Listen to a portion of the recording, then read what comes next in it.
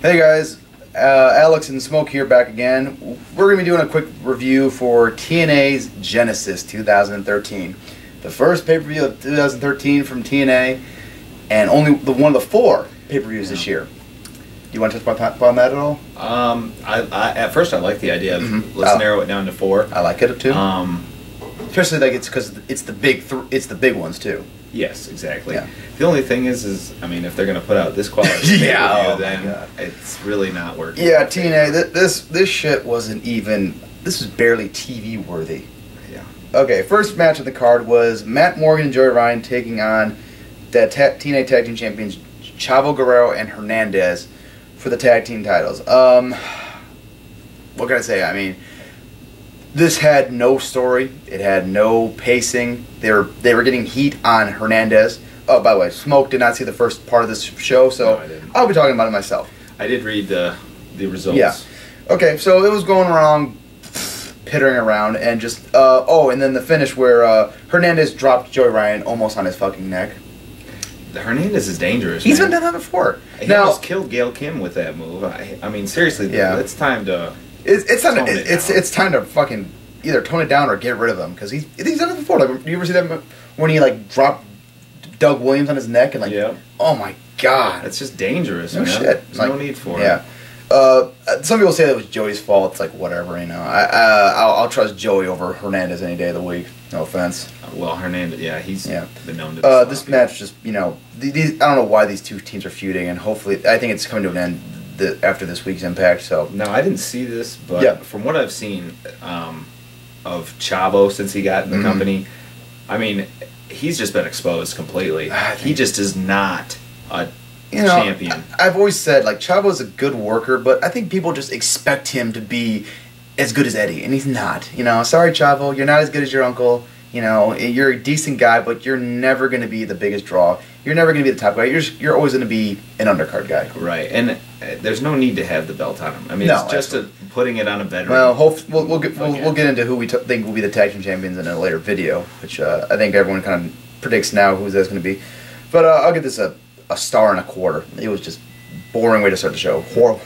And then we had Samoa Joe versus Mr. Anderson. Anderson back with his, I think this is his 20th turn in TNA. Like, I lost count at this point. This match was okay. It was a TV quality match. Joe looked like Joe, and he was, you know, wrestling like Joe, and Anderson was Anderson. Anderson's all right. You know, he's never been a... I've never been a big fan since he left WWE. I always thought he had potential, but it just never got realized. Yeah, no. But yeah, Joe lost when he got distracted by Mike Knox, you know, so that's about it. And Samoa Joe jobbing in the second match to Mr. Anderson. They just refuse to put him over. They just don't know what to do with Joe at all. You could do so much with Samoa Joe. How about Joe versus Hardy? That'd be a great match. I'd watch that. And it's amazing to me because this is a guy that has his own DVD already. Yeah. So it's not like he can't be a star. He's selling. He's been a star. You know. But now they don't. I don't know unless people are like afraid that he's gonna get too over, or I don't know. Hulk Hogan says he's not ready. Oh yeah. I mean, who's ready? No one opponent of Hulk Hogan. Well, if you're under 40. Yeah, jeez. Thank God Daniels is over 40.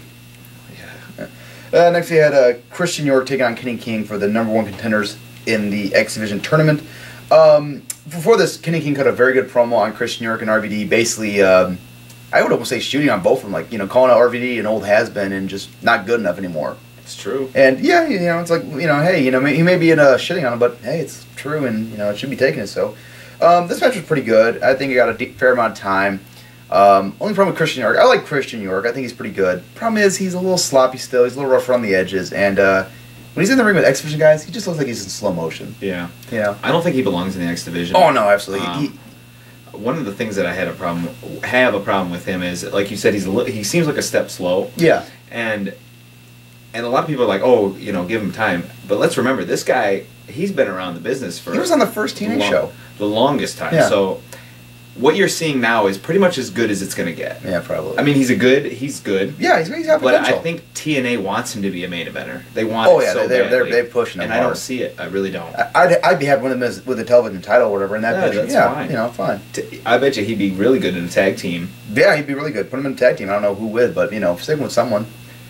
but we'll see. Yeah. The match was fine. I didn't like the fact that York went over because Kenny King just got that really good promo, and they've been building up Kenny King and RVD in a little bit of a feud, and just made no sense, but whatever. And then immediately after this, RVD came out for the title match. After Christian York got laid out afterwards by a burning hammer, a very nice burning hammer from Kenny King, which is a very difficult move to do. Safely, yeah.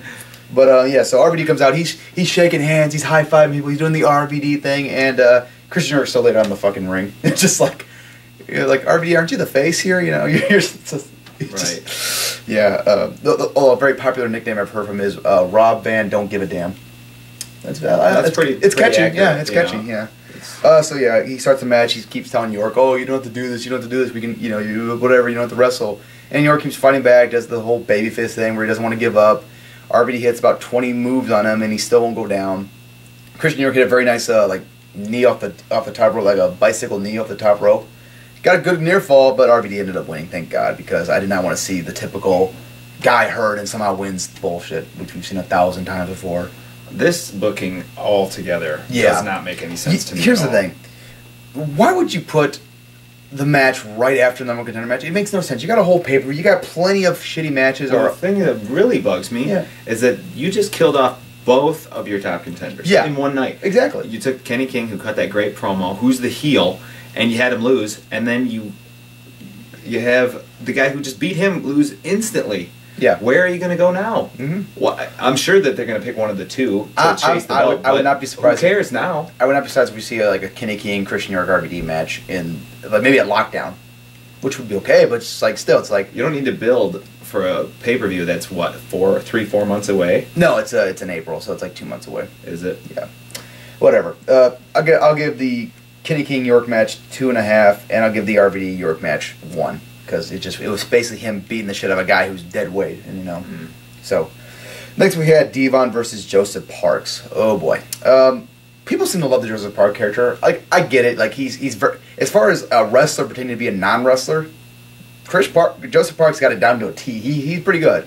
Facial expression wise, he's funny. If he was in Chikara, I'm sure he'd be a hit. But this ain't Chikara. This is TNA. This is number 2 promotion in the world, and we have a guy who's been a wrestler for how many years?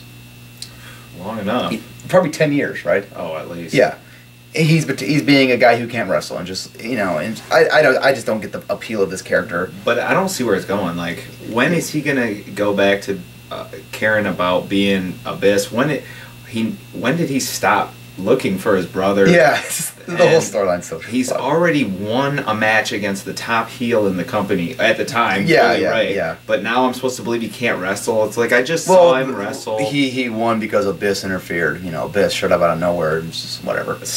Yeah, this is just so long and so drawn out. It was entertaining. The match was because Parks pretty funny, and they did a whole amateur wrestling gimmick, but it's like. Yeah, it's entertaining, but it's not good wrestling, and I want wrestling. Sorry, I miss the monster. Yeah, I'm ready for maybe that's what they're trying to do. They're trying to give us this shitty character. They are, but to try to make us love the monster. They're just waiting. Yeah, they're dragging out way too fucking long. If I lock down, they don't have Abyss back, then I just say kill the whole storyline and just move on. Mm-hmm. Whatever. I'll give it. I gotta give it an NA because it's just like you can't really. It was a segment. It wasn't really a match. It's fair. Then we had the Knockouts Gauntlet for the number 1 contendership. Started out with Gail Kim versus Tessmacher. Gail beat her in 3 minutes, I think. Is this even worth going into? I gotta talk about this because Tessmacher, who was the top rising star in Knockout in TNA, is now getting squashed in no time. Then we had Gail versus ODB. ODB, who still fucking wrestles. I've never been a fan of ODB that much. But to her credit, she's really over with. Oh yeah, she's over. Yeah, he's still carrying around the Knockouts tag team title belt for whatever fucking reason. Gail Kim beat her. Oh, she beat Tessmacher and ODB by holding out a rope. I think Tessmacher she might have beat cleanly. I don't know. Then beat Mickie James with some fucked up finish, where Mickie James was in the rope again, playing the idea that Gail cheated. And then out come Velvet Sky wearing a fucking, looked like a stripper's outfit. It was like a full body outfit. It looked like a belonged to Hot Topic or something. Not bad on the eyes, but still, not really good wrestling attire. Yeah. But anyway, so Velvet Sky ended up beating Gail Kim when Gail Kim's foot was on the rope. So basically, the heel knockout almost runs the entire gauntlet, albeit through some cheating ways. only to get beat by the face in the last part of the match with her foot underneath the rope. Oh, and then they decided to have the rematch on Impact the next night. So basically, the whole point of the Gauntlet was for nothing because they did it on free television. That's TNA's biggest problem. Is always fucking putting television on over pay-per-views. Oh yeah, they don't really have any idea what their priorities should be. Yeah, this match was not really worth it. I gave it a star, maybe a quarter of a star, or star and a quarter, whatever. And I don't know if it was before or after this match, but let's talk about it right now. Bully Ray and Brooke Hogan came out and tried to put up with the fact that they were getting married. Yeah, wait, isn't Bully Ray suspended? So why would he be on a pay-per-view if he's suspended? You got me. TNA logic right there, yeah. Oh my god, yeah. Bully Ray trying his best to get the crowd to actually give a shit about this, but it ain't. No one gives a shit about Brooke Hogan, and I don't blame him. I don't blame him either. It's nepotism at its finest right there with Brooke Hogan on television. Yeah. Okay, but let's get something good. Actually, we had Daniels versus James Storm, for basically number one contendership as well. A lot of number one contender matches on this card, isn't there? Mm-hmm. Okay, match was really good. I think these guys work very well together. I think it goes back to their Triple X and America's Most Wanted feud. Yeah, that definitely was probably one of the best feuds in TNA history. Yeah, I had one of the best matches in TNA. Yeah, the 6-sided steel. That was the one where what was his name? Skip something or whatever. Primetime. Yeah, Primetime. I did the cage walk and the Hurricanrana, the fucking craziest thing I've ever seen in my life. Still crazy. That is the most dangerous thing you ever do. Probably never see something like that again. No, thank God. But anyway, the match was really good. I think if it had gone longer, it would have been a lot better. But these guys did some really good counters, I thought. Yeah, I liked what I saw from these guys. They worked hard. Yeah, they worked really hard. And they do work well together. And I like that these two are getting a chance to have a match like this. Yeah, exactly. You don't. It's not something you. If I was TNA, I'd be trying to work a way to get Daniels and Storm involved with the world title and have these guys have a rematch because this was a really great match. And if you gave him more time and maybe some more build up, I think it could be really something awesome. And Daniels, he deserves to be in the title. Oh God, sure. He's one of those guys that's just been pushed down for starving. So long. Yeah, he's been yeah. He deserves it. Never been the world champion in any promotion. Well, any mainstream promotion or big name promotion. Never in ROH, never in TNA. Real shame. But Danielson got the win here, which he'll have his match on television, which is stupid, but whatever. Which we'll talk about that another time. But I'll give the match a 3.5. Really good match. Then we had Doc versus Sting. Yeah. This match was awful. This is primarily one of the reasons we are so anti-Sting fan in this day and age. Yeah. Do you want me to describe this match for you in basic terms? Or you saw this. Okay. I'd love to listen. Let's see. Start out with a brawl on the outside before the match even started. Gets inside the ring. Doc gets heat, more heat, a little more heat. Babyface comeback. 30 seconds later, match is over. But how many matches do we have to watch where Sting drags people through the crowd? Oh, I don't know. That just screams lazy to me. Oh yeah, it screams lazy when he can't take a fucking t-shirt off. I mean, I don't understand how people can take him seriously. You look at Sting, and we don't care. What? I'll watch Ric Flair wrestle with his shirt off, and he looks terrible. Yeah. I don't care. But don't show up to the ring with your tights not tucked into your boots and your boots that don't fit anyway, and you're wearing a t-shirt. You just look like you don't even care. He probably doesn't. Why should I care? Yeah. Sting should just do himself a favor. Go to WWE, wrestle your one fucking match at WrestleMania, and retire and get in the Hall of Fame. You get a probably like a $5,000 paycheck, or I mean, probably more than that even. Oh yeah, shitload. Yeah, I'm sorry, that was lowballing. Probably $50,000 paycheck. I'm sure he'd make a bank. Oh yeah. He's just not. No, he can't. I get the loyalty to TNA, but when TNA doesn't give you shit to do that you even you give a shit about, why stick around? The thing is, TNA needs to wise up too. Oh no, this guy is not a draw. No, I mean he'll draw to the Impact Zone, but if you want people to stay in the Impact Zone, you need some guys better than Sting to wrestle. Yeah, he's just. All right, then we had the main event with Jeff Hardy defending his TNA World Title against Austin Aries, the greatest man that ever lived, and Bobby Roode, the It Factor of professional wrestling. Both of them got good nicknames. I'll say that right now. Yes. Better than the charismatic Enigma. That's not bad. Yeah, okay.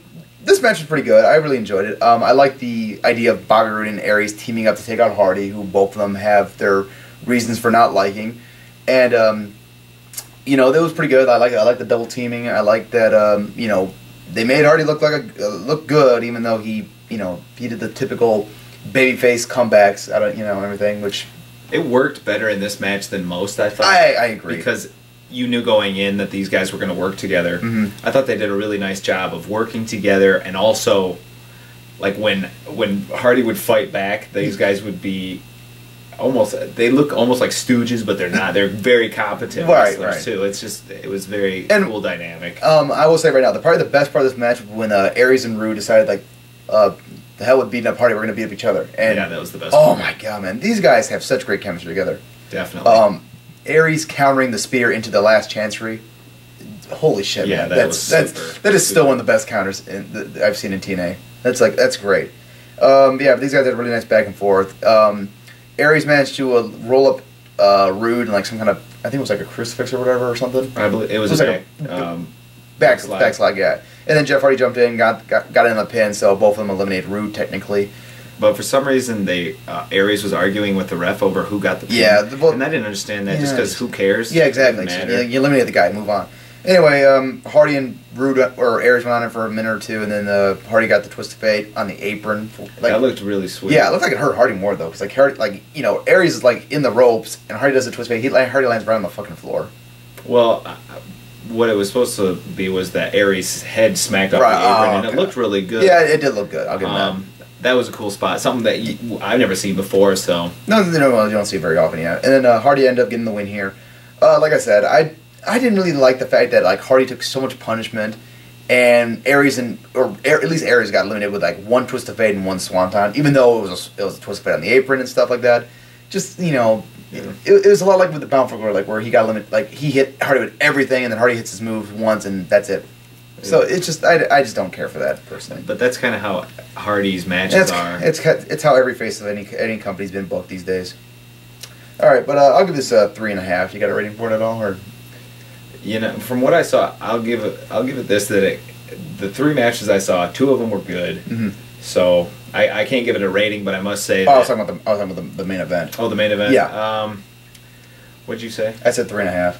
Yeah, I'd go probably 3.5, 3.25. Nah, okay. But yeah, all in all, I'll give this pay-per-view a 4.75 out of 10. Very, very bad start for TNA. And it's really embarrassing that in this day and age, in 2013, after how long has TNA been doing pay-per-views? You know, since they started. Yeah, since they started. Oh yeah, that's right. $10 ones. Yeah. Since they've been doing this for so long, and they still can't get a fucking pay-per-view together that is good and will make fans want to spend their money. It's embarrassing. Don't understand it. Yeah. And now they're coming out with you know that their new shows are still pay-per-views too. Yeah, so, yeah. I don't know. I'm not. Well, at least those are tapes, so you can actually tell if they're good or not before you buy them. So thank God for that. But that'll wrap it up for our TNA Genesis review. Don't see Genesis. Do not see Genesis. Don't buy the replay. Don't buy the DVD. Don't spend a single cent on it. Go and find it on YouTube or Daily Motion or whatever it's called. If you have to see it, you know, seek out the Aries Roode match with Hardy. Oh yeah, Hardy's in it. Yeah, Hardy's in it too. And Storm and Daniels. Yeah. Other than that, I'd pretty much save my time. And probably Christian York and Kenny King if you're really bored. Yeah. Okay. Take care, guys.